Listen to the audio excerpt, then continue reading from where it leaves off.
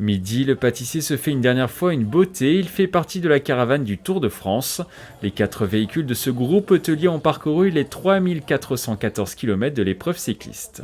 Il y a énormément de préparation, on ne se rend pas toujours compte, mais c'est une vraie logistique parce que le char ne peut pas rouler sur une route ouverte, donc on est obligé de l'amener avec un camion, un porte-char. En tant que chef d'équipe, c'est toujours une petite émotion. Dès que je passe la ligne, c'est vrai que j'ai cette émotion qui monte d'un coup en me disant c'est bon, j'ai réussi à amener l'équipe jusqu'au bout. Plus de 6000 goodies par véhicule distribués sur le bord des routes par les 11 membres de l'équipe, de quoi mettre en joie les spectateurs. C'est la 3e année que le groupe hôtelier est présent sur la Grande Boucle.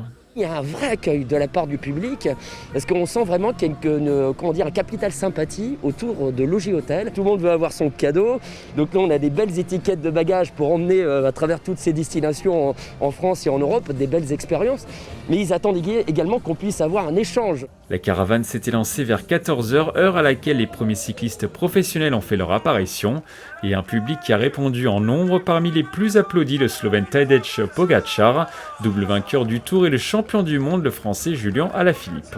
Wout van Aert, bien sûr, puisqu'il vient de Belgique. Nous avons commencé nos vacances, mais nous ne voulions pas rater cela. Moi, j'adore Mark Cavendish, parce que ça fait un petit moment que je le suis, donc du coup, voilà, j'adore Mark Cavendish. Et puis là, je viens de voir Alaphilippe. J'ai jamais fait de départ, donc franchement, c'était une bonne occasion, quoi.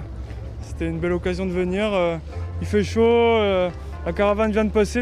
C'est la 4e année consécutive que la Grande Boucle s'élance des Yvelines, un partenariat passé avec le département jusqu'en 2023. C'est une façon aussi de pouvoir recommencer aussi à vivre après ce confinement. C'est un plaisir de voir vraiment tous les gens aujourd'hui sortir, faire la fête et envie de partager encore des grands moments. Quand on a effectivement fait ce partenariat avec ASO, c'était aussi une façon de pouvoir promouvoir aussi nos territoires, promouvoir le patrimoine, promouvoir aussi toutes nos belles villes aussi des Yvelines, et on peut que s'en réjouir. Le peloton s'était lancé peu après 16h pour les 108 derniers kilomètres de ce Tour de France de 3 semaines, avec une arrivée bien connue.